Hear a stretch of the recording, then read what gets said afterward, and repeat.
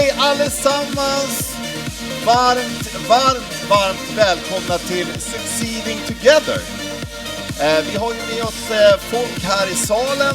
Kan vi inte ge en applåd till oss själva så att alla de på livestreamingen. Ja, det är bra. Härligt. Vi är här och ska ju lyckas tillsammans, eller hur? I Archicad-familjen. Och sen så har vi ju såklart, får vi inte glömma alla våra fina användare som vi har med oss digitalt också över streamen.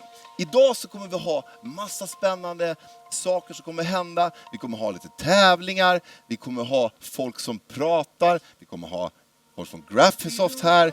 Ja, det kommer hända massa roliga grejer. Och ni som är hemma där också, ni kommer kunna vara med interaktivt via skärmen på er dator. Men jag heter alltså Bengt Dahlqvist och är en del av det svenska säljteamet här. Och vi allesammans här är med också idag från hela Nordic BIM Group. Både från supportsidan och säljsidan. Men den som jag skulle vilja hälsa välkommen till nu, det är min chef, vår ledare. Och jag är väldigt, väldigt glad för att ha Tom som ledare. En stor applåd till Tom Nordin. Tack, tack. Yes, tänkte jag välkomna alla online. Jag tänkte inleda med en liten tillbakablick och en liten kort reflektion. Jag är inte teknisk, jag är civilekonom, har jobbat som mäklare och vd för andra typer av IT-bolag, mjukvarubolag och kom in på Nordic BIM Group för 3,5 år sedan. Och som Bengt sa, så ska vi se, Bengt, kan du hjälpa mig med skärmen? Så att vi... Yes. Bra, tack. Nej, men en turbulent marknad och 3,5 år som har varit roliga, väldigt upp och ner. Och jag tycker att mitt jobb är att jobba med det här fantastiska teamet med alla kompetenta medarbetare. Vi har väldigt bra och djup kompetens i teamet och det är verkligen, verkligen roligt. Här jobbar vi verkligen som ett team tillsammans nu under hösten där vi fick prova på och tävla mot de andra länderna i Dragon Boat i Budapest med våra kollegor i Budapest. Förändring, en svår tid, en marknad som har varit väldigt turbulent.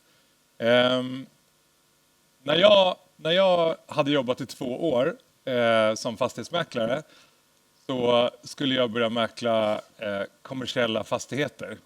Det var min dröm då. Det var den resan jag ville göra.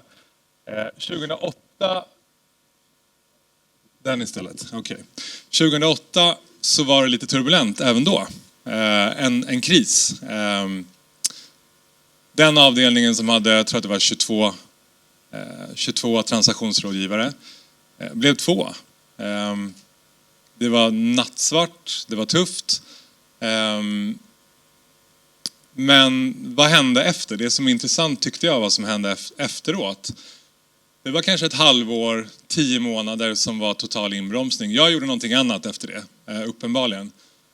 Och tog en annan väg. Men det som hände på svenska marknaden, på fastighetsmarknaden, det var att det här var ju USA det utlöste. Sverige ansågs ju superstabilt. Kom in väldigt mycket externt kapital, transaktionsvolymerna kom upp. Sverige ansåg stabilt, raka motsatsen hur Lehman Brothers hade byggt sin verksamhet. Så den krisen den skapade faktiskt någonting positivt. Det kanske man inte trodde då, när vi var där på hösten då, i september 2008. Covid, då var jag vd på ett fiberoptikbolag som jobbade mycket med Kina, faktiskt i Wuhan av alla ställen.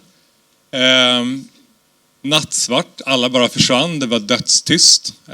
Men våra kunder, de ganska snabbt såg ju, vi jobbade med telekombolag och fiberutrullning och nät i Sverige. Det som hände var ju raka motsatsen. Det dök upp nya möjligheter. Fiberutrullningen, nätbyggnation, det blev jättepositivt. Det vi gör idag, jobbar med team, alla jobbar remote. Det skapade ju nya möjligheter. Och den affären vi höll på med, den gick jättebra. Vi hade våra bästa år efter det. Så det var en ganska intressant kris också faktiskt, som skapade nya möjligheter. Så när jag började här så hade vi det här som hände, en kris till. Jätteturbulent för oss. Det vi har sett i och med Ukraina, till och med i vår verksamhet på Nordic BIM Group, det är att de investeringar i publika sektorn, i offentlig verksamhet, har börjat förändra landskapet lite. Vi ser massa säkerhetsklassade projekt, vi ser upprustning, det förändrar ju landskapet hela tiden. Pratade vi om när det här inträffade, kan det bli så? Ja, mycket riktigt blev det så. Så det som jag tycker är intressant med alla de här kriserna och förändringarna, det är att det kommer ju faktiskt nya möjligheter. Trots att det är så tufft. Jag tycker att det är ganska slående med, Jörgen kommer att prata lite mer om byggvolymer och den marknad vi är i. Den marknad arkitekter och konstruktörer och ingenjörer lever i. Men nya behov, nya möjligheter växer faktiskt fram. Och det jag gillar också, det är ju att det finns en förändringsbenägenhet. Det finns en möjlighet att också positionera sig. Och titta på nya affärer. Och vi har haft Norrland som har varit ett område som har vuxit väldigt mycket. Och nu har vi myndigheter, offentlig verksamhet som har varit som ser väldigt stark ut. Sen glömmer vi att gå vidare också, det är uppenbart. Byggvolymer är jag lite besatt av. Och när vi jobbade med nya nät, när vi jobbat med byggbolag, har vi också tittat väldigt mycket på tillväxt, alltså antal människor, hur kommunerna mår, vart folk bor, var vi pendlar. Finns ju också en direkt korrelation till den här verksamheten. Vart ritar vi, vart bygger vi? Vart bygger vi sommarhus? Vart bygger vi sjukhus? Och så vidare. Stockholm har ju under de senaste 10-12 åren i alla fall vuxit med 20, 30, 40 000 netto hela tiden som region. Vissa kommuner har ju gått bra, andra har haft utflyttning. Så det tycker jag är väldigt, väldigt intressant att följa. Att vi ändå har haft en sån utveckling som har hjälpt oss. Samma med den turbulenta tid som har varit med höga räntor, hög inflation, BNP-tillväxt som har varit volatil, inte varit speciellt positiv de sista åren. Nu har det varit en ganska lång tid med osäkerhet, lägre tillväxt, men vi har fortsatt haft en ökad befolkning då. Och det här börjar vi se som någonting som faktiskt kan skapa möjligheter. Det blir ju, tror vi, ett uppdämt behov. Jag tror det i alla fall.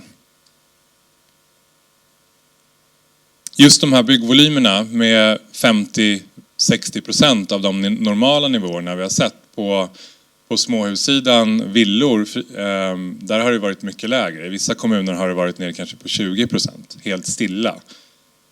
Vi hade en leverantör nere i Skåne som hade 0 projekt under 1,5 års tid. Det är väldigt svårt att övervintra det. Men de 3 åren innan har de haft all time high och jobbat inte räckt till. Så det har varit en väldigt, väldigt stor förändring. Räntorna är på normala nivåer. Kostnaderna har stabiliserats. Det finns en förutsägbarhet. Sen har det varit stökigt på grund av vissa ledare och det har varit krig och kriser och så vidare. Men det är en lugnare tillvaro. Lite mer enklare att förutse. Det tror vi är väldigt positivt.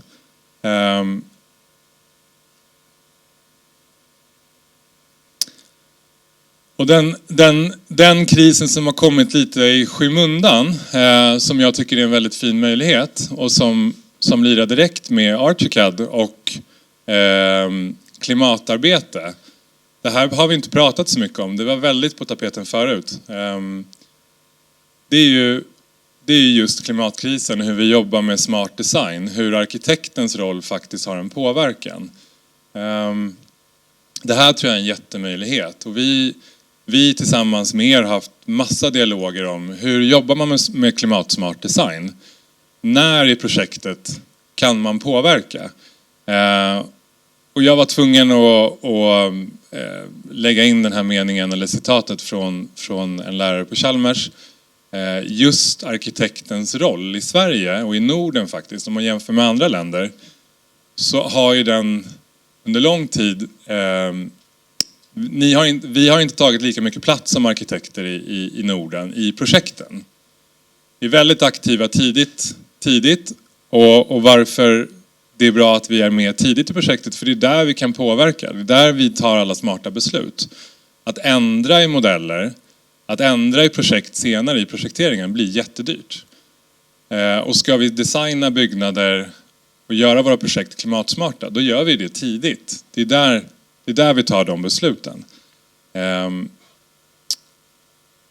Där har vi en möjlighet. Där tror jag arbetet med BIM och Archicad, där har ni en superchans som vi verkligen skulle vilja hjälpa er med och påverka. Så det hoppas jag att vi ska kunna se framåt. Kanske kan den krisen bli en möjlighet.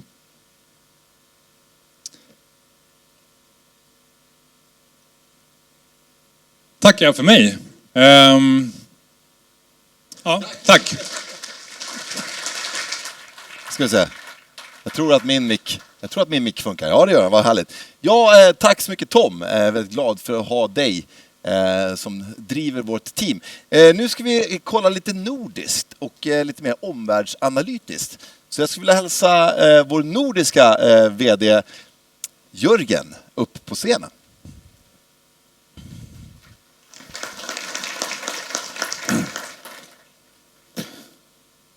Så ska vi se här.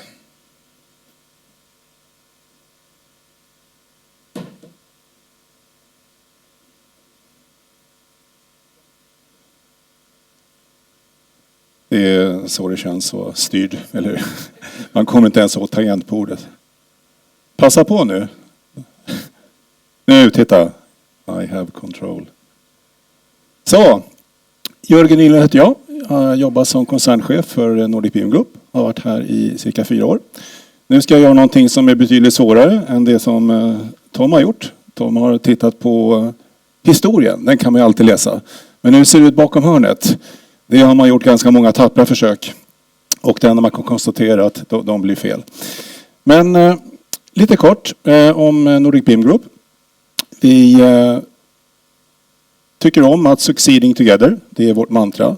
Vi har en dag om året då det är competing against. Det är det absolut viktigaste. En dag om året då är det inte succeeding together. Så här har vi hela företaget nere i Budapest.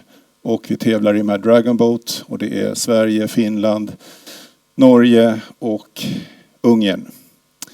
Och det absolut viktigaste med varje tävling det är att Norge inte vinner. Och det gjorde de inte. Norge kom sist. Och det var den största skalpen på det här. Men lite kort om NBG. Vi har ju funnits i Sverige, Norge och Finland under mer än 30 år på respektive marknad. Under olika namn. Och sen januari 2020 så blev vi Nordic BIM Group när vi kom in under ett och samma paraply. Och i Sverige, Norge och Finland så jobbar vi med försäljning, med tjänster, utbildning och support. Har gjort så hela tiden. Och i takt med att behoven ökar, så här, ju mer man blir duktig på någonting så finns det en mänsklig drivkraft i att men det här vill jag kunna göra ännu bättre. Kan jag bli ännu effektivare på det här? Det här är ett litet element som skaver. Vi måste kunna göra fortare. Och det här tror jag är en av mänsklighetens största drivkrafter. Att ständigt vilja utveckla. Oavsett hur bra vi har det, oavsett hur snabbt det går det, så vill vi göra lite bättre. Ju mer vi kan, desto bättre vill vi göra det. Jag har gjort en fantastisk arkitektur. Nästa gång ska jag göra den ännu häftigare. Det är drivkraften. Men vi är idag Graphisofts största partner globalt. Det är jättekul. Och verkligen få jobba tillsammans med Graphisoft och affärsutveckla tillsammans. Vi har investerat i någonting vi kallar för BIM and LCA. Satt upp en enhet då på nordisk nivå och förvärvade för ett år sedan ett utvecklingsföretag i Ungern som vi har jobbat med under väldigt många år, som heter CAD Project. Och tillsammans i den här enheten så har vi våra egna programvaror som ni ska se lite mer om. Anavitor, det är retail, det är Nordic Tools och vi jobbar även då med rulesets här till Solibri. Och sen utvecklar vi det vi kallar för smarta BIM-objekt, återkommer till det. Och vi gör olika add-ons, vidareutvecklingar på Archicad som just är drivet av där, hur kan jag göra det bättre? Hur kan jag få Archicad att bli ytterligare en nivå? Och desto bättre Archicad blir, desto mer verkar de här behoven komma. Därför har vi satt upp den här enheten. Och vi har också jobbat mycket på senare tid här med vad vi kallar för custom solutions. Där en kund som kanske normalt inte är, man tänker på, nej men det här är en Archicad-kund. Men de ser det fina i plattformen och säger att det här skulle vi vilja göra. Smarta BIM-objekt. Vi kallar smarta och smarta, men vi har valt att investera en hel del i det här, är vi duktiga på det. Att bygga geometriska objekt som inte bara är geometriska, utan de har faktiskt regler, de har beteenden, de innehåller data.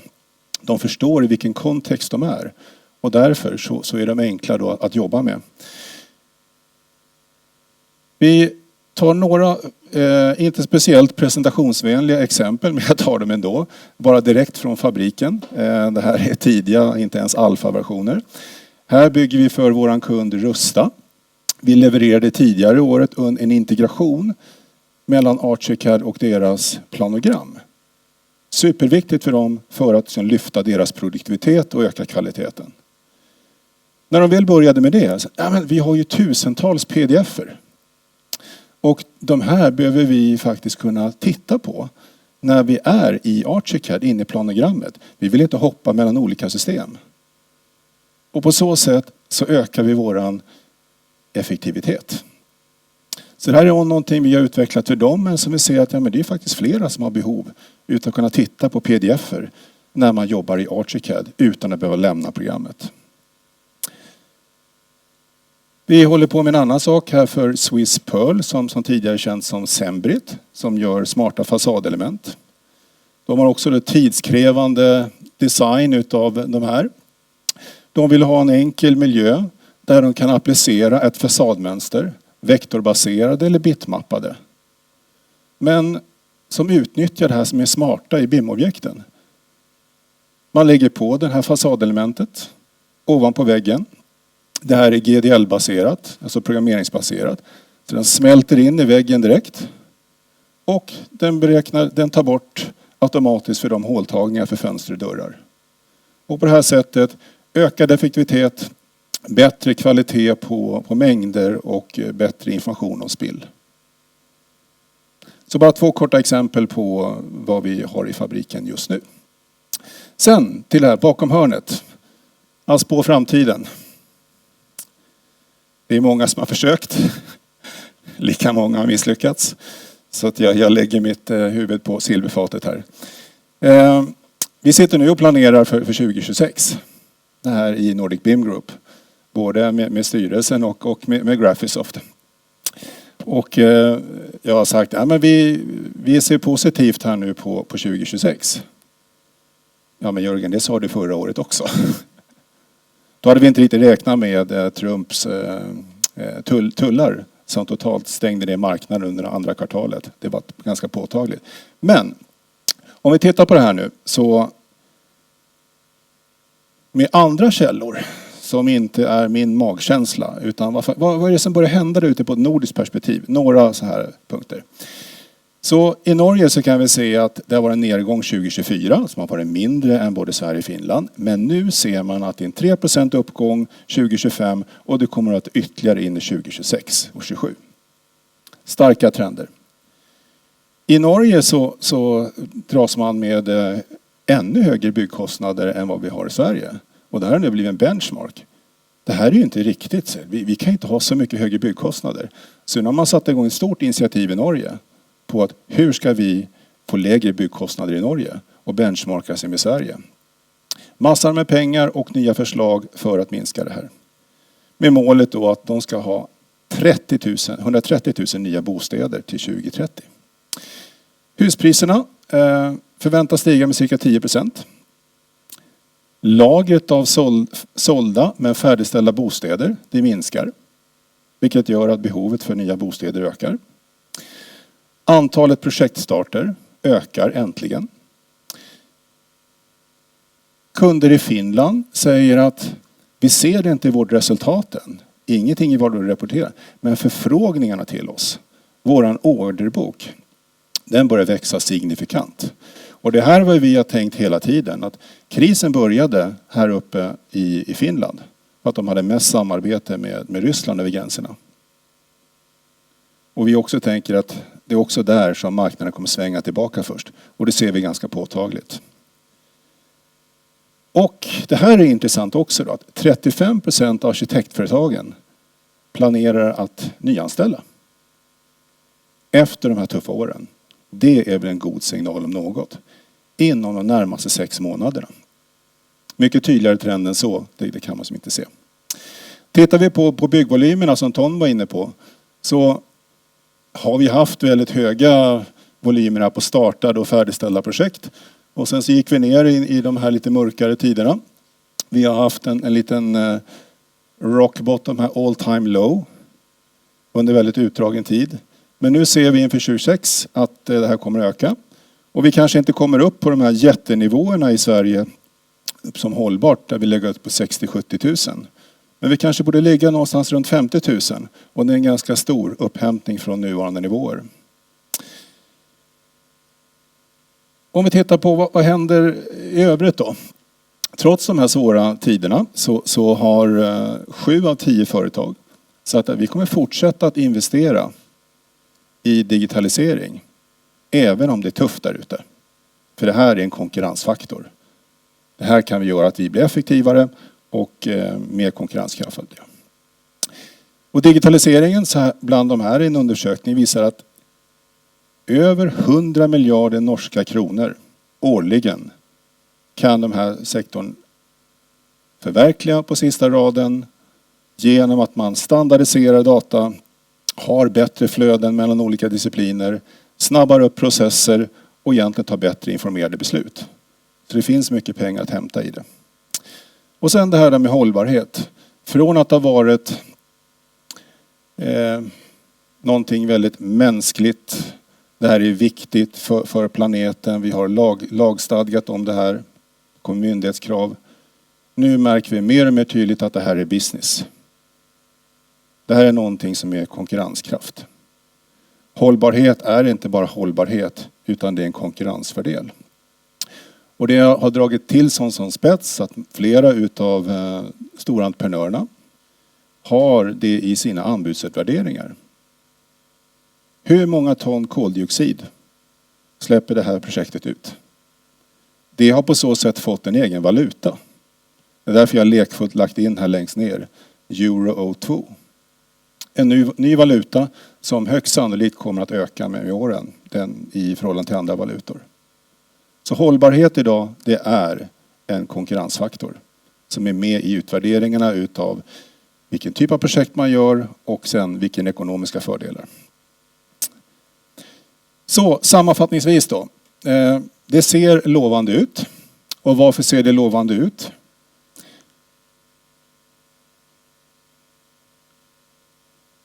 Det finns ju ett uttryck som heter cash cows. Då kan man undra var det kommer ifrån. Alltså man ska mjölka de saker som funkar. Man skulle också kunna tänka att det gäller investerarkollektivet. Om jag är lite elak. Investerare jobbar i flock. Jaha, tittar ni på det där? Ja, investerar ni i det? Ja, men då ska vi hänga med. Och så trissar alla upp priserna. Det är ett flockbeteende.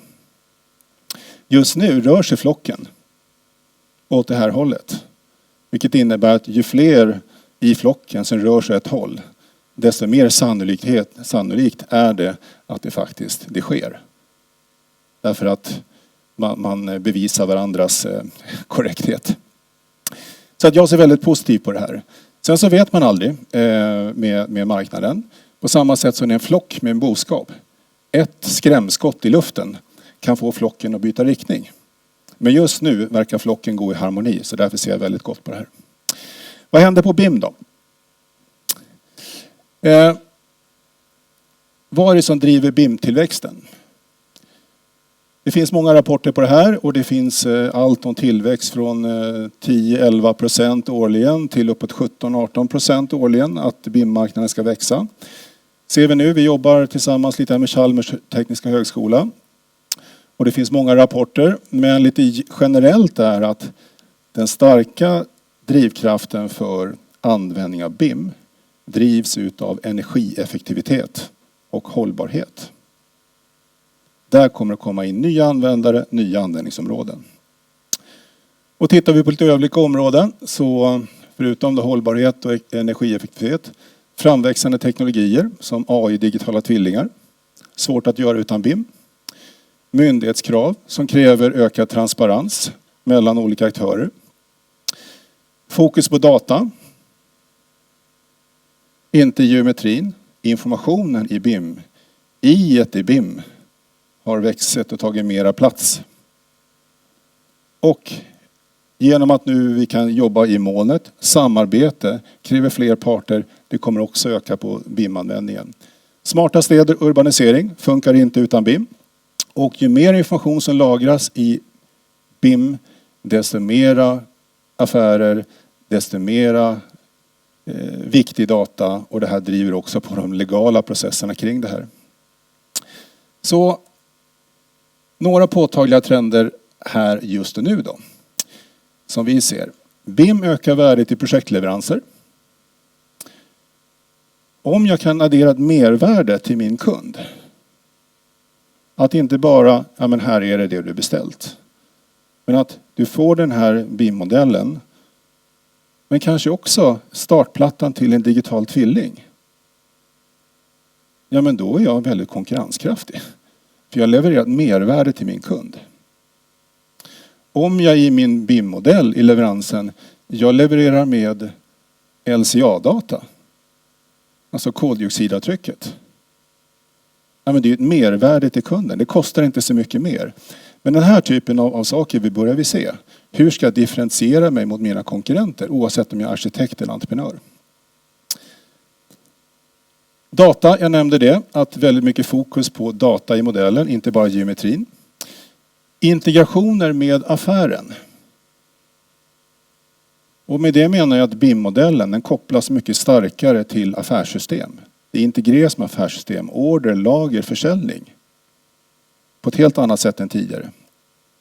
Smarta BIM-objekt. Butiker i digital transformation. Under pandemin, som Tom pratade lite om, så pratar man mycket om butiksdöden.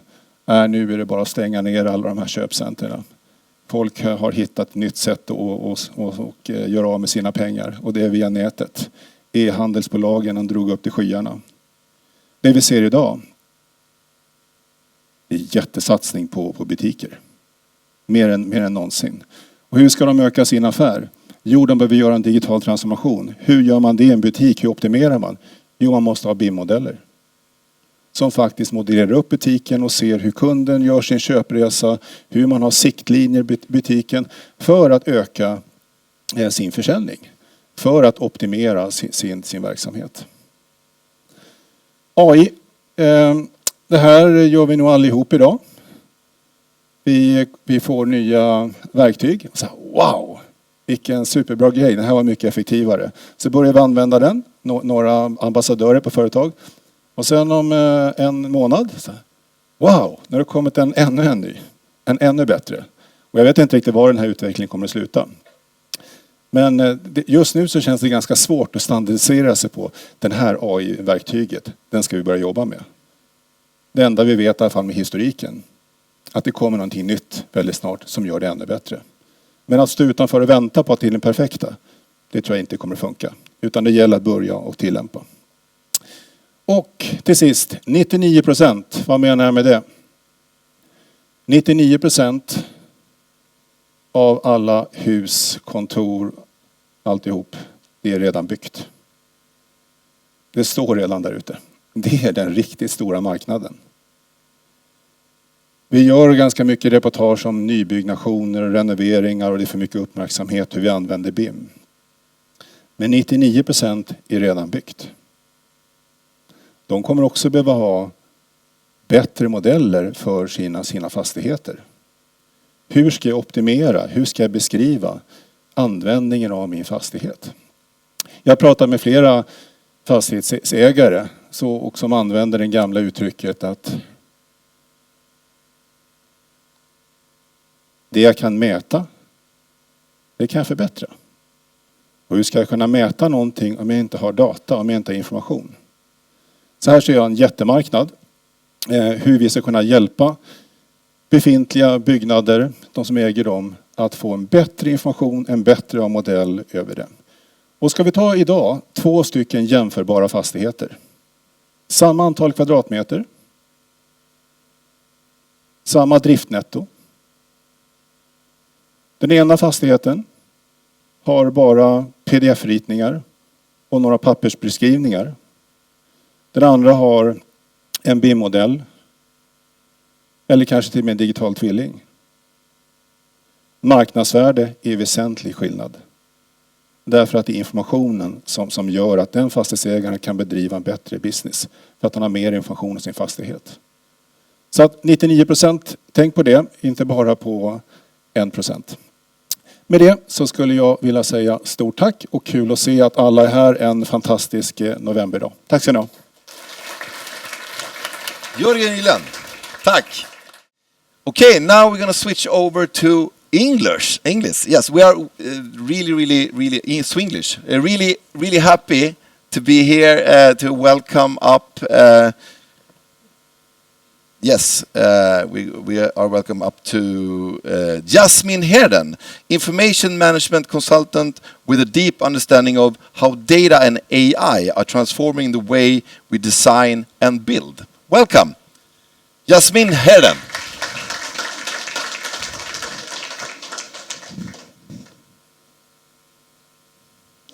Well, hello everyone. This is setting up.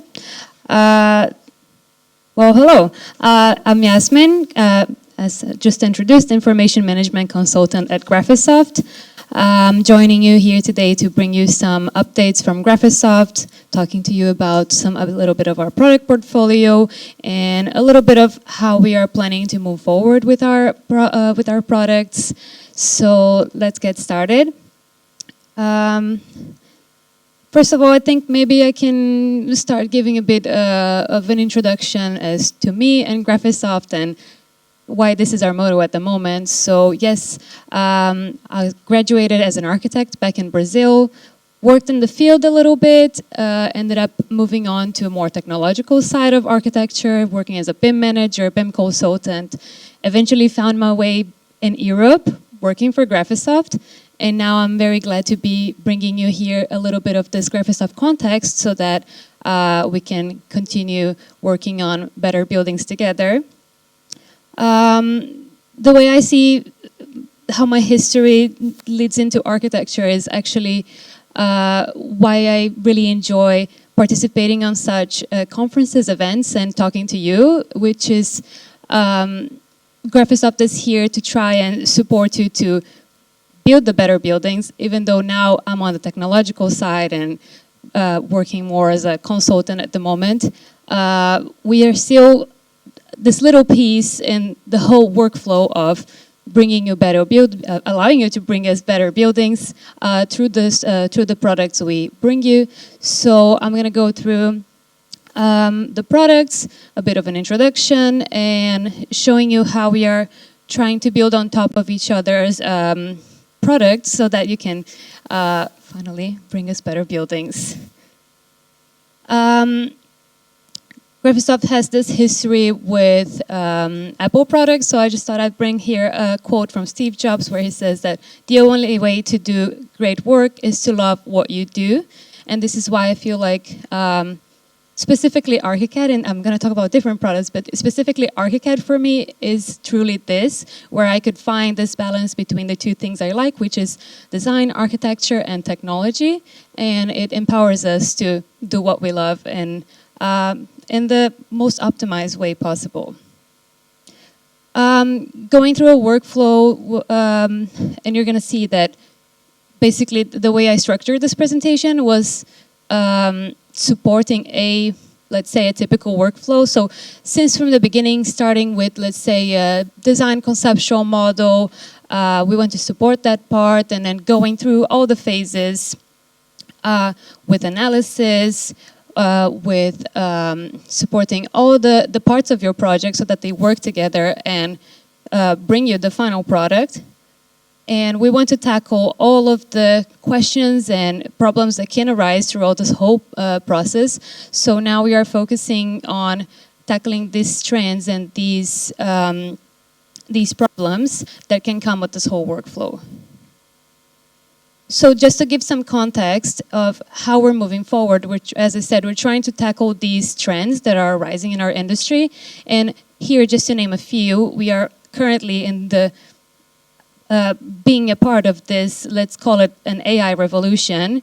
I feel like when I joined Graphisoft almost 3 years ago, this was the beginning of this AI revolution where we're still unsure of how this plays into all of that, and we have AI more accessible than ever now with the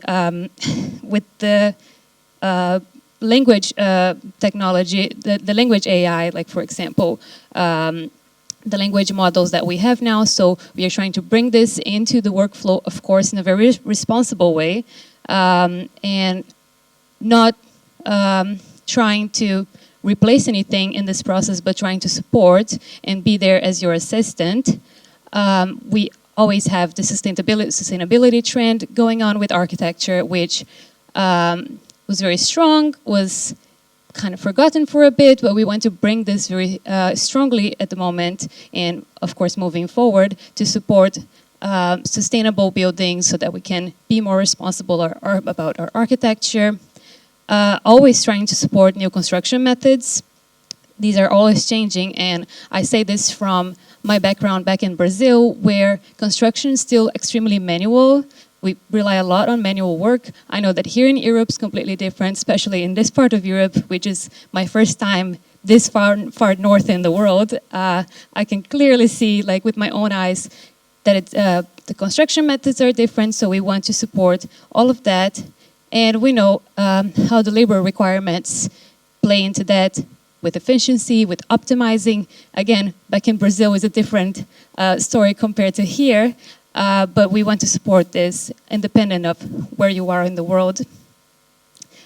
And also taking into consideration all the different stakeholders that exist in this process. Of course, we are a little part of it, and we are what brings it all together, I would say. But we also have investors, the construction companies, the authorities, and how this all play together, let's say with legislation of how we have to follow certain laws for certain plots, and some people in this process might want to optimize it to the max. So if I have this plot, I need to build and do the best I can, the maximum I can.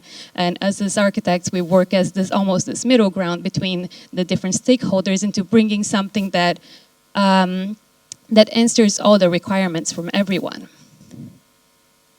And that's why we're always trying to focus here into bringing you the best experience. So not only supporting the workflow just throughout the process step by step, but bringing you also the best of all of this, bring you the best design experience. To support this, what we're calling the best design experience, we have a new let's call it a new strategy. It's been going on in the background for the past few years, behind the scenes in Graphisoft, which is the design intelligence strategy. So the way we support this strategy right now is by focusing on the way we work in a new way. So we have these 3 main points here, and this is what the design intelligence strategy is all about. So we start by focusing on AI and data-driven insights in a way that we are assisting you to bring your designs to life through data-informed decisions. And I'm going to show you this in a second when we go down to the detail of the products. But we want that every decision you make is based on data, is based on real points that you can use to prove this as to my design is like this because of that. It supports sustainability in this way, supports optimization in that way. So you're going to have the data to support your decisions. Secondly, we have the building performance and sustainability. As I said, it connects to the first one, but we want to have this in the forefront so that sustainability is always a priority. And then finally, modularization and prefabrication, trying to work in a way that's optimized, efficient, and it just helps the whole workflow. So this is what this design intelligence strategy is all about. And to look at this in a bit more visual way, which I feel helps us architects to understand how this is going to work in the practical sense. Let's say, let's go through like a simple workflow here of where when we get started, we have the programming. The programming will inform the initial decisions on conceptual design by using the site potential, doing the space design, focusing on sustainability. And this part, this initial part, which we're calling here the design optimization, this will be supported by a more higher level BIM, which is not detailed yet, but is this initial part of the process, which will be supported by Project Aurora. I'm going to talk a bit about Project Aurora in a few more minutes in a bit more detail, but for now, just visualizing the workflow, this is where it fits into everything. And this will be in constant connection and linked to the detailed BIM development, which is supported by Archicad. This is where we define the structures, the systems, we work with the components, we start working on the details. So yeah, this is what I said, the detailed BIM. And these two are always connected, exchanging information from optimization to detail development, and back and forth as many times as we would need.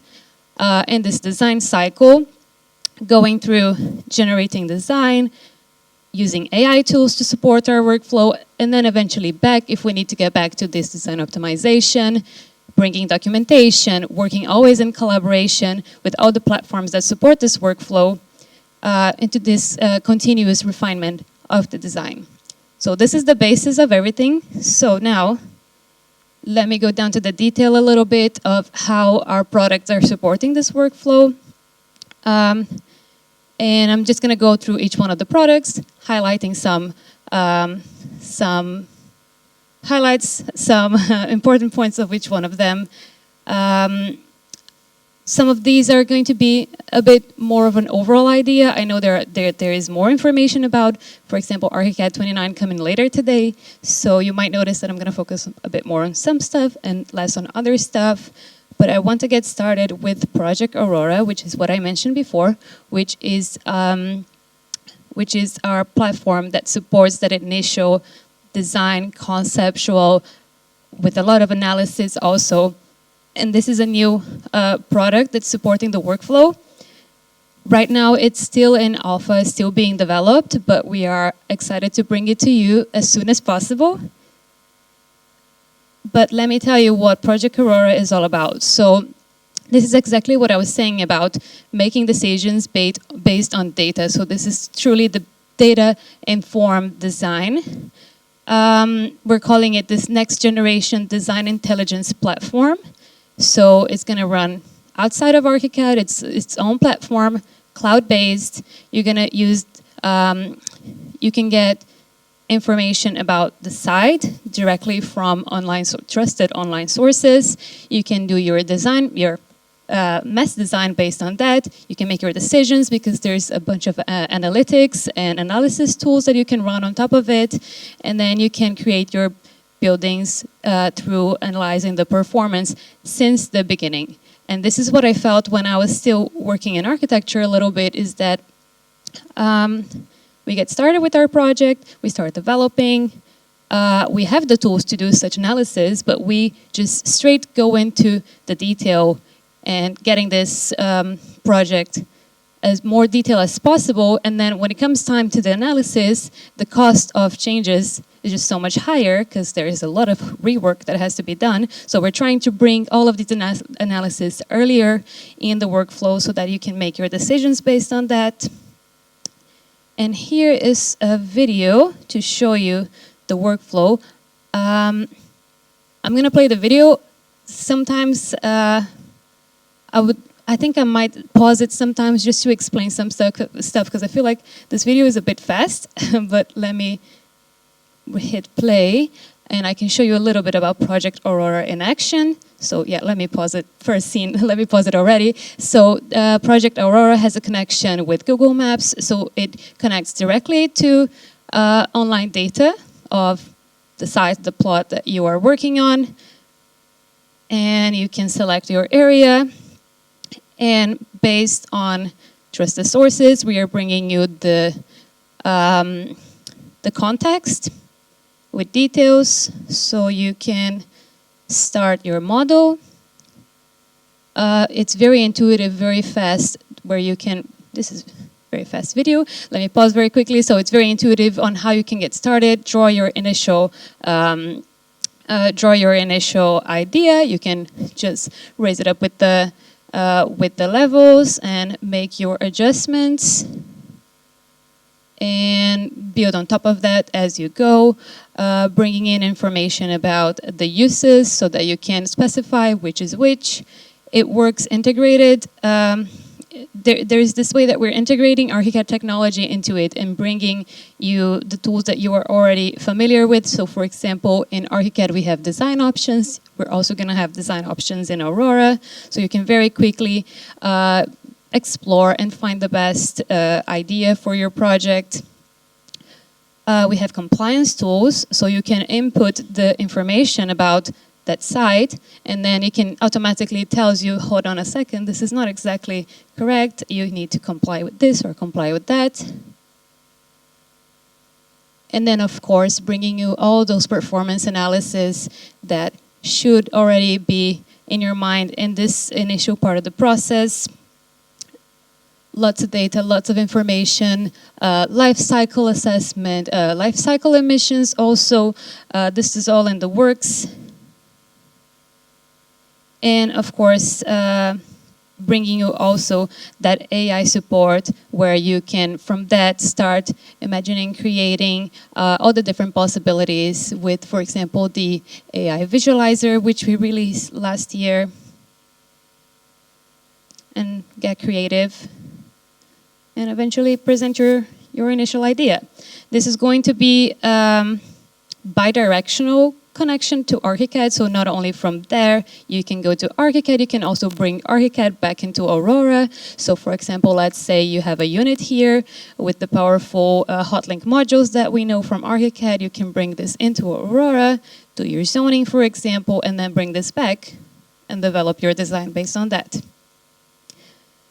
As I said, right now we are currently in alpha. We're still testing and finding the best, still testing, still developing, so that we can bring you the best version of this product. We're bringing beta next year, and then eventually it's going to be released. But as I said, it supports that initial part of the process, and here is just to illustrate how you can work in phases with this product. So it can stand on its own, where you can do all that early design, that feasibility analysis on its own. Phase 1, we're calling this, or we can go into phase 2, where it connects into Archicad, back and forth, bidirectional, and you can always keep working in this cyclical format, and I think this shows it very well. Where these two would overlap. So here we have not only Aurora, Archicad, but also other tools and products that we're bringing. But starting here with the programming, Project Aurora supports that entirely, and then going into schematic design. This is where it overlaps, not overlaps, but it works and adds to Archicad in the workflow until design development. You continue working on it, and then Archicad focusing entirely on documentation, construction documentation, but they would work together. This is how we see this workflow.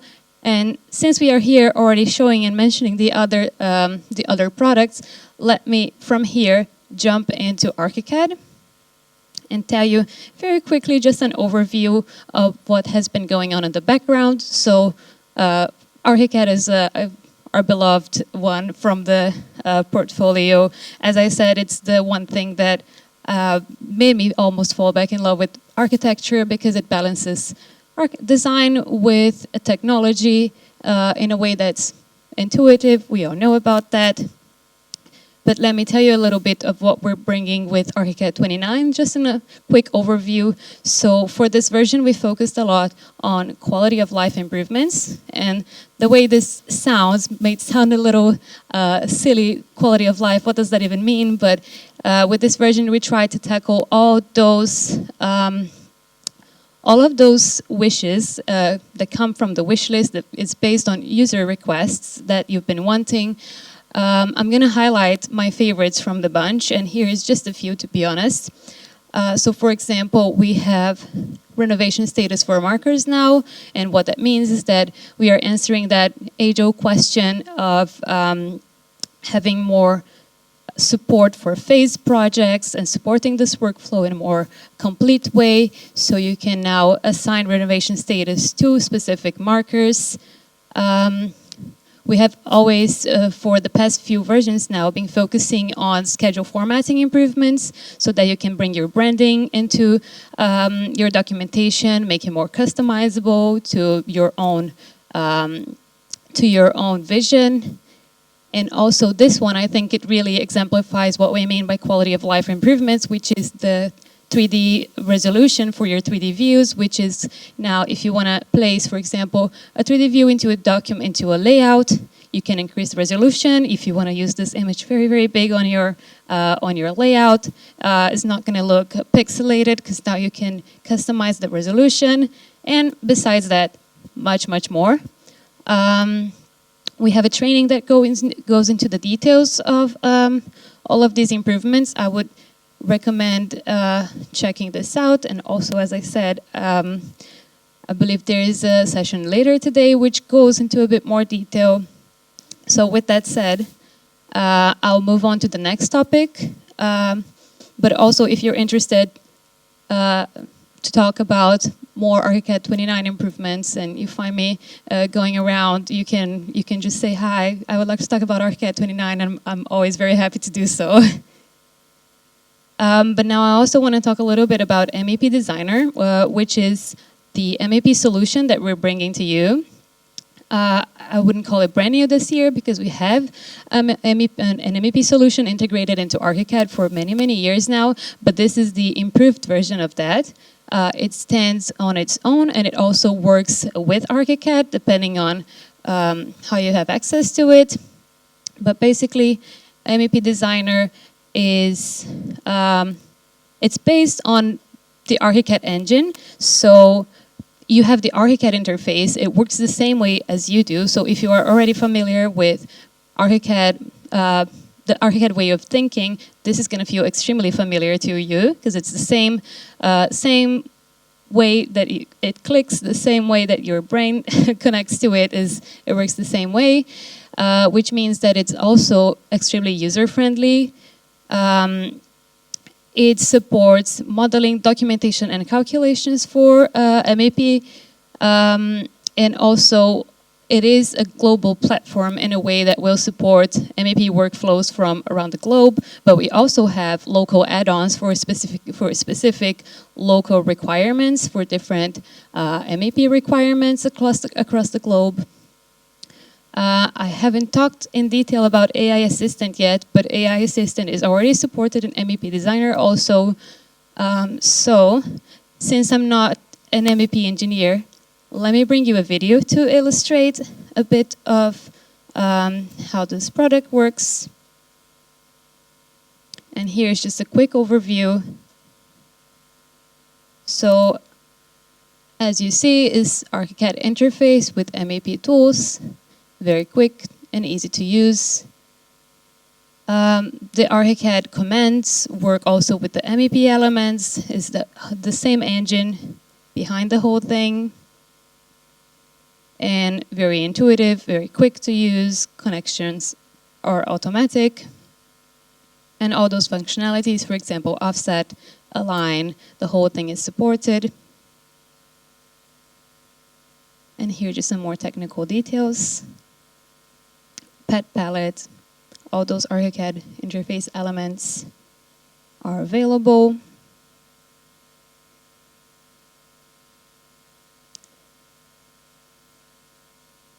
And as I said, that was the modeling part. It also supports calculations.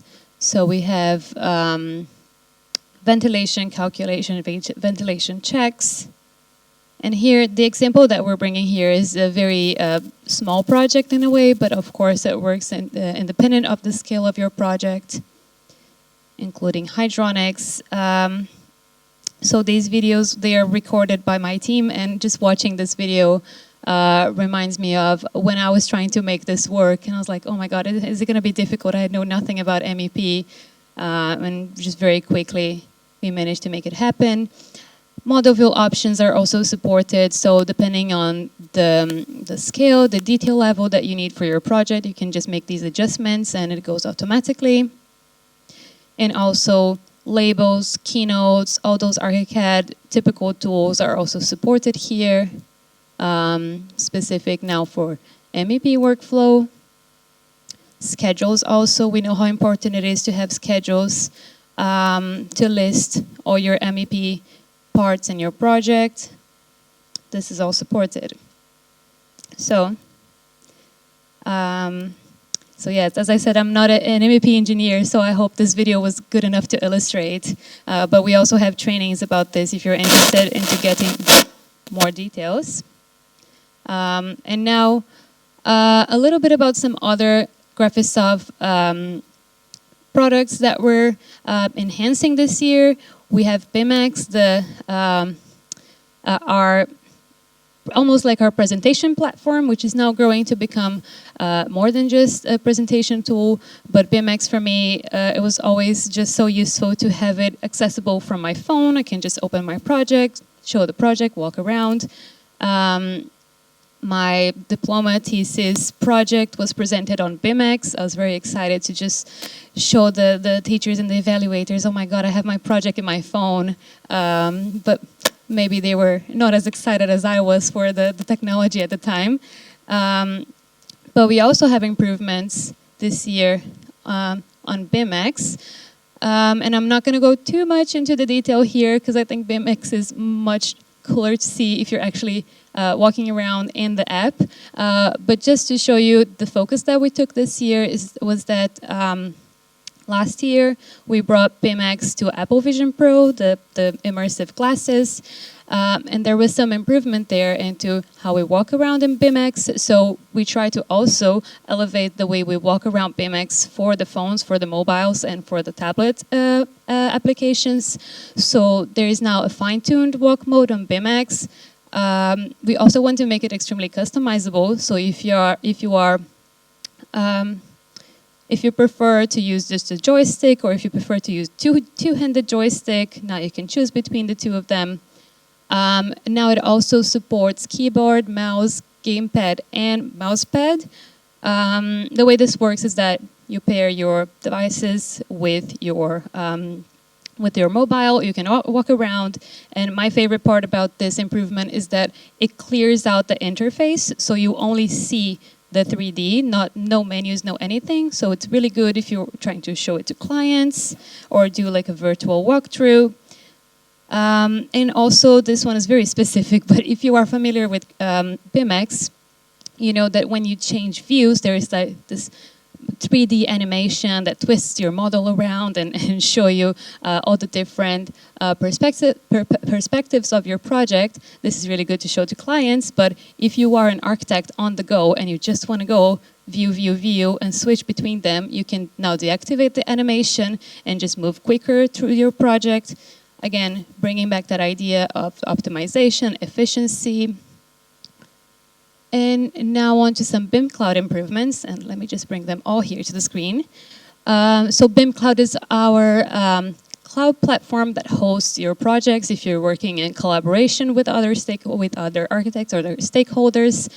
Now this is becoming even easier and more supported in your workflow. So for example, you could always, of course, upload your projects to BIM Cloud, but let's say you were sending this project to someone else that they just want to look at your model. They don't necessarily need to author anything. Now they can access that through a public link, which means that now they don't need any extra license to access your files on BIM Cloud. And I said project, but that is not just for Archicad files, but that also works, for example, for PDFs, for images, for, let's say, an IFC that you're sharing with another stakeholder. So you can create these public links, anyone can access, and they don't need a license. I must tell you that this is not yet available for everyone openly, but if you are interested in trying it out, let me know and we can activate that in your BIM Cloud. So just find me after the presentation and I can get your name and email. We can activate that. We now have multi-core support for BIM Cloud Manager, and what does that mean? Well, that means for us that the BIM Cloud Manager now has more improved performance. So there's a boost in performance for BIM Cloud Manager. Some actions are much quicker.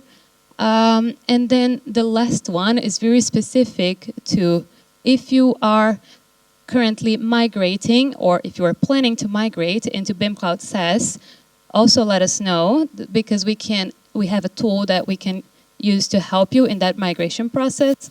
We know that migration can be complex, especially if you have a lot of projects uploaded to your BIM Cloud. So let us know and we can help you with our migration tool into BIM Cloud SaaS. And on the topic of collaboration, I want to now broaden a little bit outside of BIM Cloud and see this topic with a bit of a broader lens in terms of interoperability and specifically OpenBIM.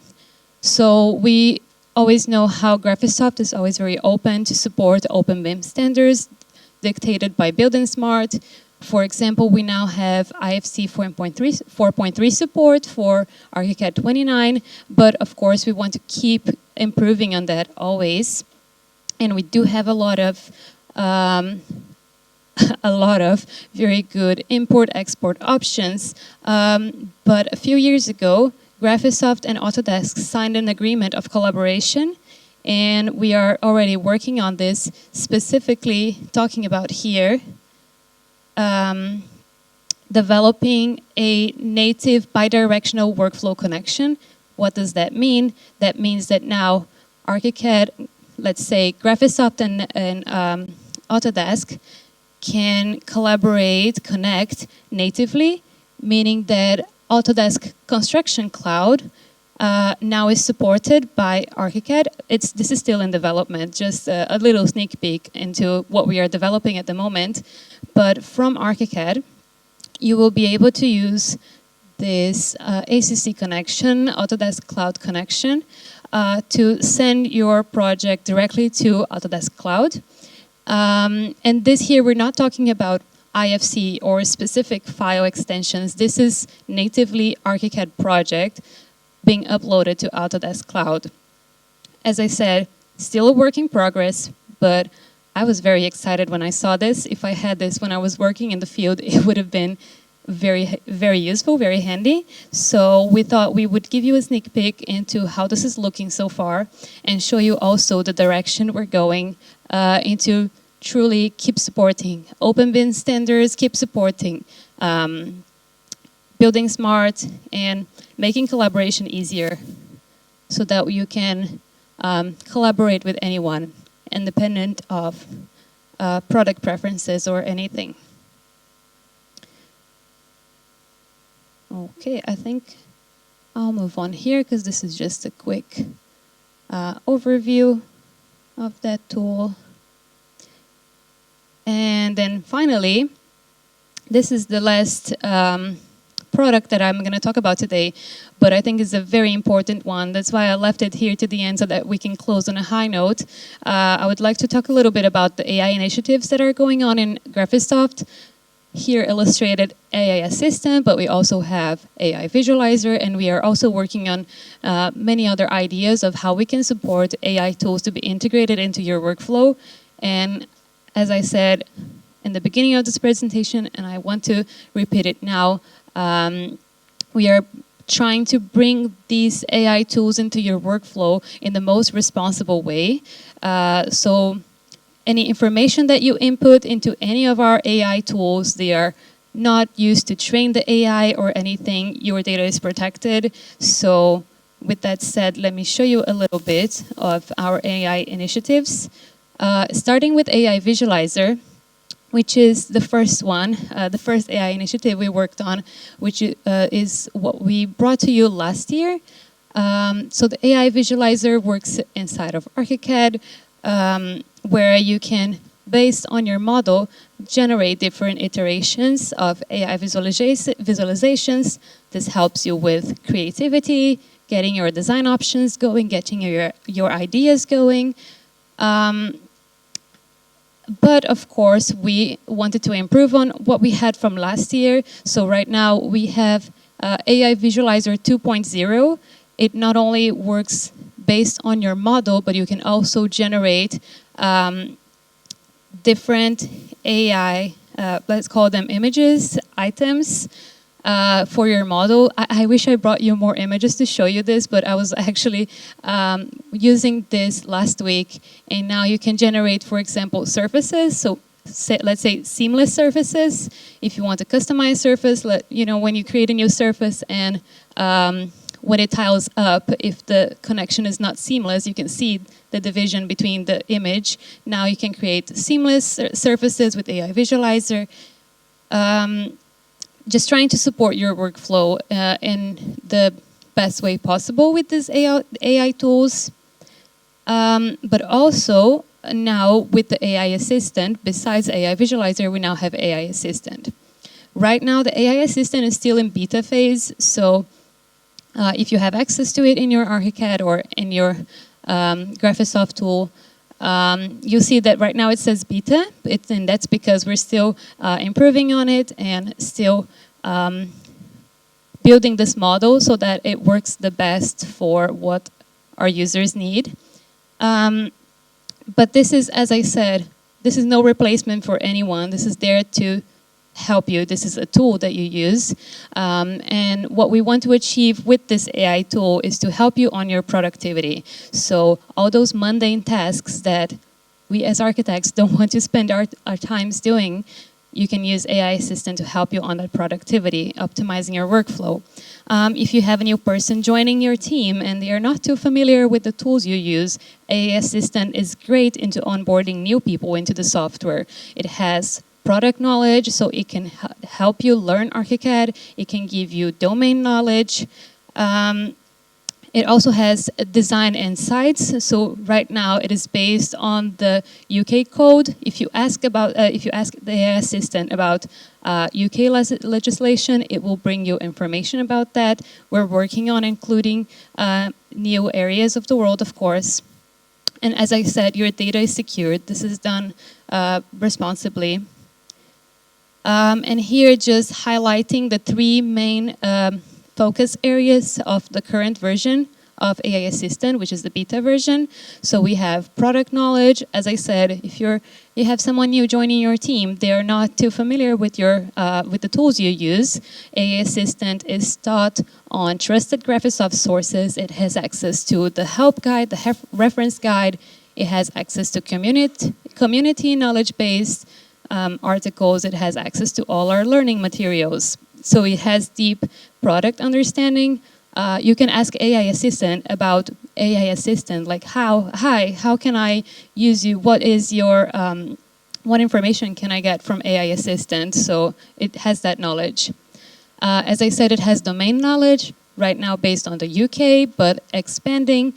And that one I think is the most exciting at the moment, and it is the one that we are currently working on, developing on, which is BIM model queries, which is, yes, AI assistant has knowledge, but it also understands your project, your elements that are modeled. So for example, if you say, hi AI assistant, can you please select all the doors that are not classified? It will select all those doors, and you can very quickly fix your project. It's very good AI tool. Sorry, it's very good QA tool for your model. And yes, I do have a video here. Let me show you AI assistant in action. We're starting here with AI visualizer, if I'm not mistaken. So let me show you that in action. Yes, with AI visualizer, it understands your model. It understands the context, so you can give it a prompt. And for example, visualize this with a wooden facade, and it's gonna use your model as base to generate this image. And as I said, right now we have AI Visualizer 2.0, so it's even more improved than what you just saw. And here asking about UK codes. Eventually here, BIM model query, so interacting with your model, show me all the load-bearing columns and beams, and it will select them and show those to you. And this is right now, this is where we are starting to show you some spoilers and sneak peeks of where we are moving forward next year. So for example, we are focusing on developing documentation abilities to AI assistants. So please show me if there is any overlapping text on this view. We know how annoying that is. And it will locate them, highlight them, so that you can fix them.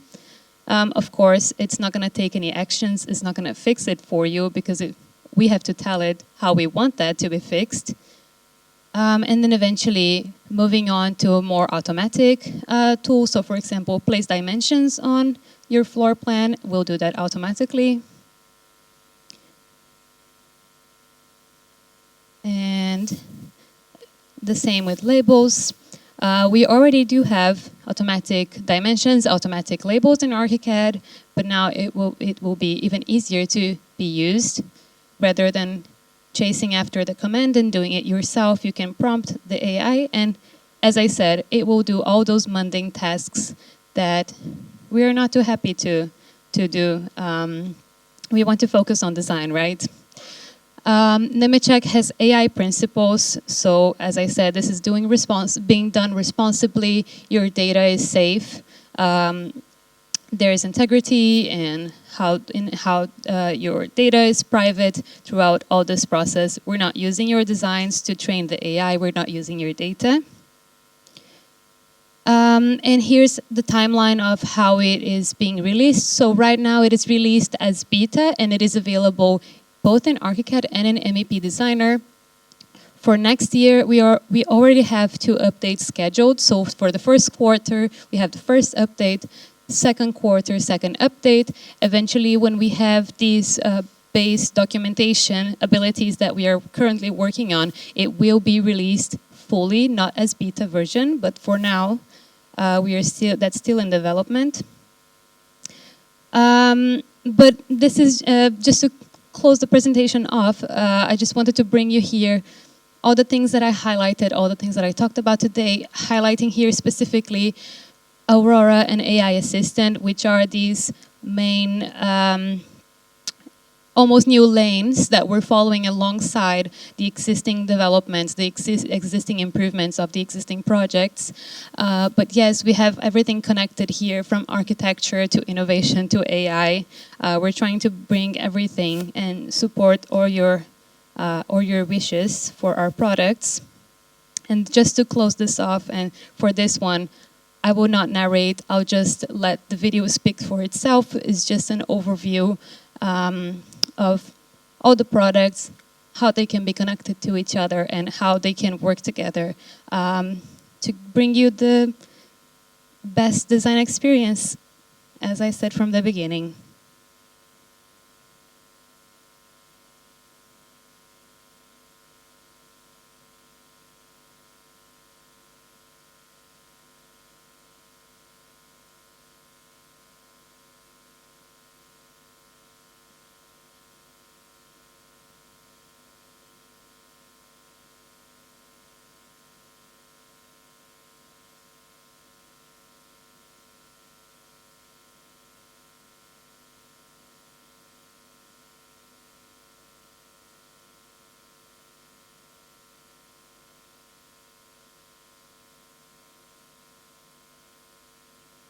Yes.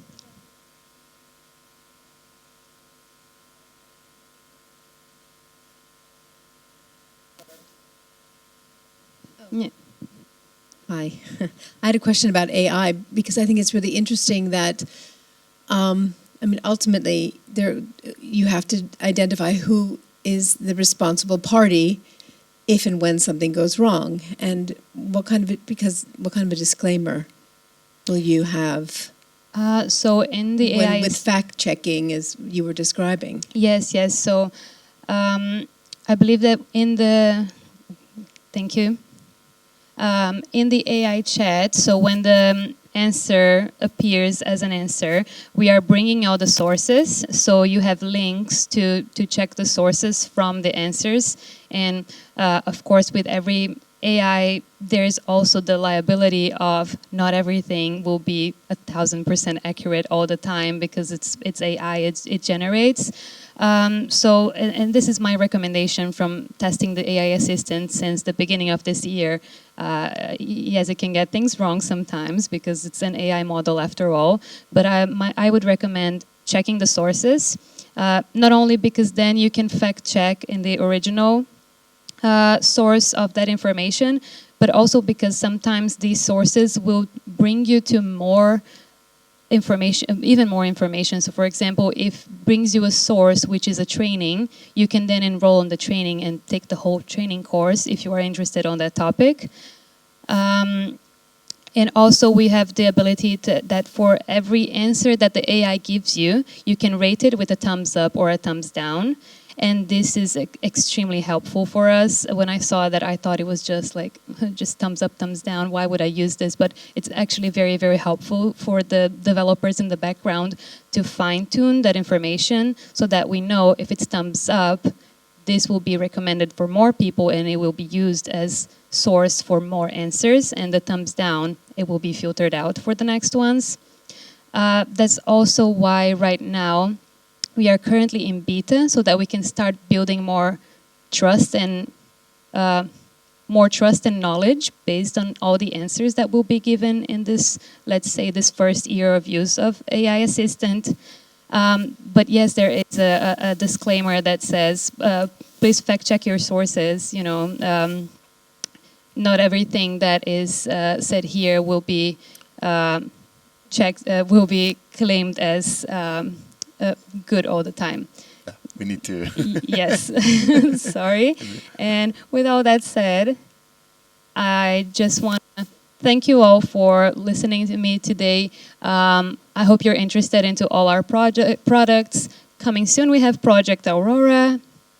And as I said, if you're interested into just chatting about Graphisoft, Archicad, AI, if you have more questions, please find me and we can chat. So thank you. Thank you, Jasmine. Thank you so much. Thank you so much.